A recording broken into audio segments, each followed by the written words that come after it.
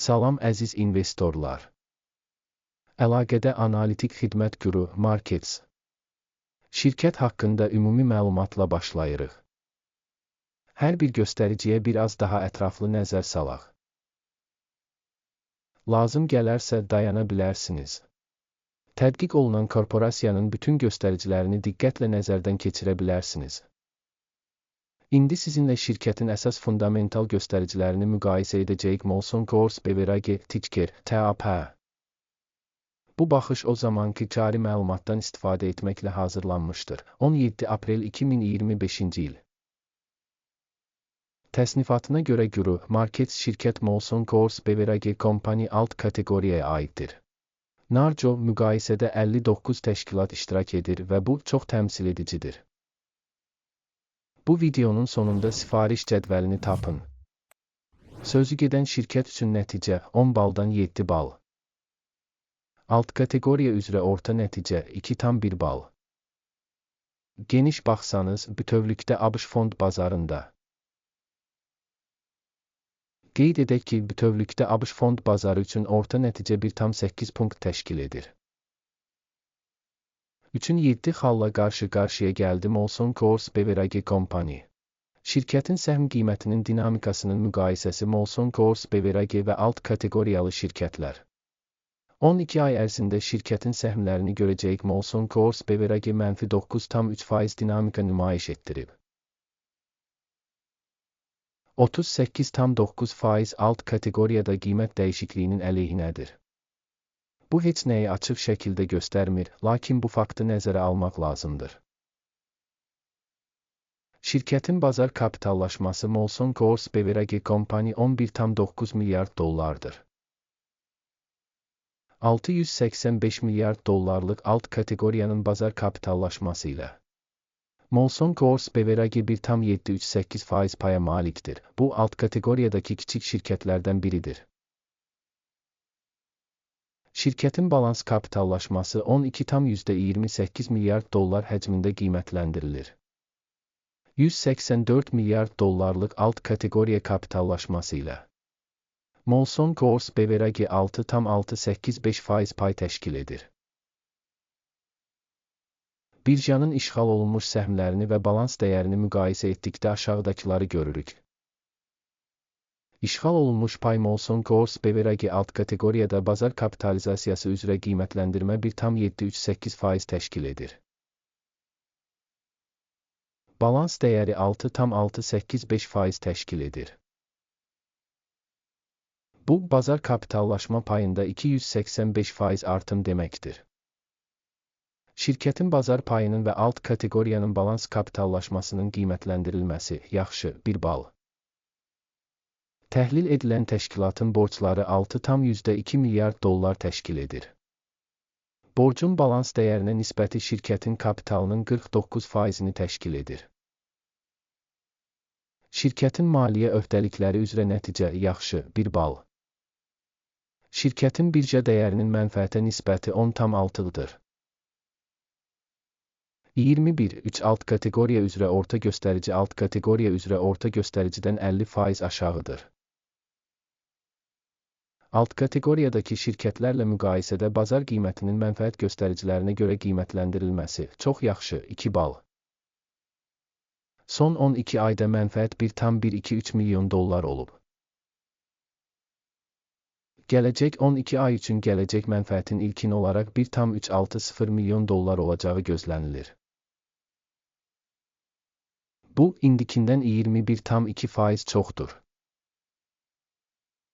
Proqnozlaşdırılan gələcək mənfəət göstəricisinin alt kateqoriya ilə müqayisədə qiymətləndirilməsi yaxşı 0,5 bal.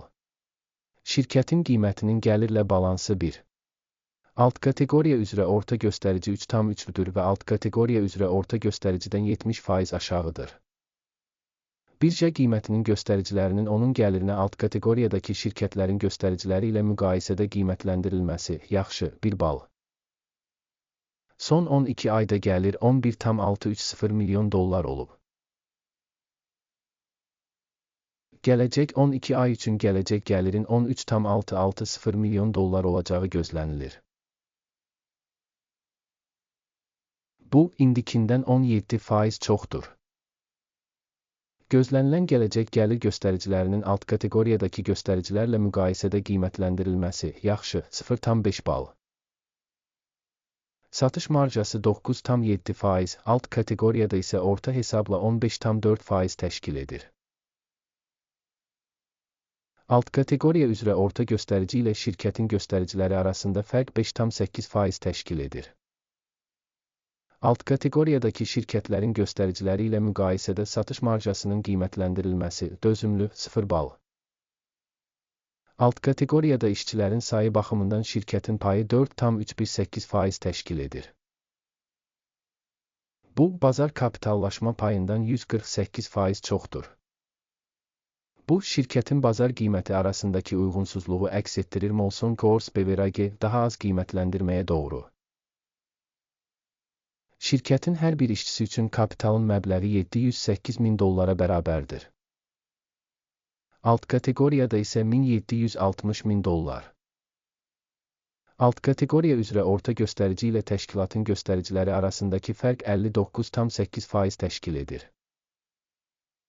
Alt kateqoriyadakı şirkətlərin göstəriciləri ilə müqayisədə bir işçiyə düşən bazar kapitalının miqdarının qiymətləndirilməsi yaxşı 0,5 bal. Şirkətin hər bir işçisinə düşən mənfəətin həcmi $66,800.000-dır. Alt kateqoriya üçün orta $82,600.000. Və alt kateqoriya üzrə orta göstərici ilə şirkətin göstəriciləri arasında fərq 19%-dir. Alt kateqoriyadakı göstəricilərlə müqayisədə bir işçiyə düşən mənfəətin qiymətləndirilməsi dözümlü 0 bal. Təşkilatın bir işçiyə düşən gəliri $692.000-dır. Alt kateqoriyada $536.000 var. Alt kateqoriya üzrə orta göstərici ilə şirkətin performansı arasındakı fərq 29%-dir.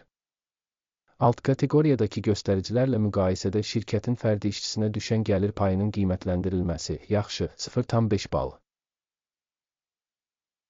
Səhmlər qısa 6,6%, alt kateqoriya üzrə orta hesabla 1,1%-dir. Bu mümkün qısa sıxılma riskinin göstəricisidir. Göstərici rəası 14 şirkət üçün %44 səviyyəsini göstərir. Molson Coors Beverage.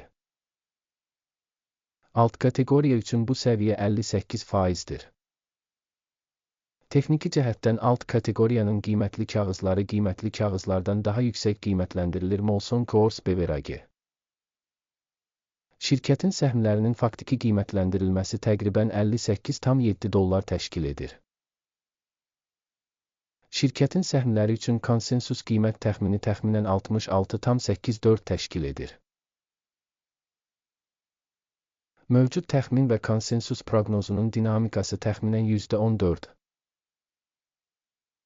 Hamı üçün əlçatan olan sifariş cədvəlinə baxaq, ona keçid bağlanmış şərhdədir. Sifariş cədvəli məlumat və arayış qiymətləndirmə sistemi tərəfindən bu mövsüm əvvəllər qəbul edilmiş bütün qərarları ehtiva edir. Guru Markets.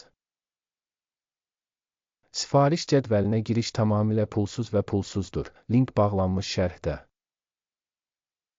Şirkətin səhmlərinin qiymətləndirilməsi əsasında Molson Coors Beverage. Səhmlərin qiymətləndirilməsi üçün məlumat və arayış sistemi Guru Markets aşağıdakı qərar qəbul edildi. $58,7 qiymətinə almaq üçün sifariş açın. Sifariş şirkətin nisbətən yüksək reytinqə malik olması səbəbindən açılıb. Təşkilat qiymətləndirmə metodu AKİMin indeksi ilə qiymətləndirilib. Mənfəət götürmək 63,1 səviyyəsində müəyyən edilmişdir. Stop loss 54,32 səviyyəsində müəyyən edilib. Sifarişin mənfəət götürmək və ya zərəri dayandırmaq yolu ilə bağlanmadığı halda, sonra sövdələşmə 17 may 2025-ci il tarixindəki ticarət nəticələrinə əsasən müstəqil şəkildə bağlanır. Və ya bu tarixdən əvvəlki son ticarət günündə. Ticker, STZ, balanslaşdıran satış sifarişidir. Balans əməliyyatı haqqında video bu kanalda yayımlanacaq və ya artıq yayımlanıb. Sifarişlərdən birinin bağlanması halında əsas və ya balanslaşdırma. Başqa sifariş faktiki qiymətə bağlanır.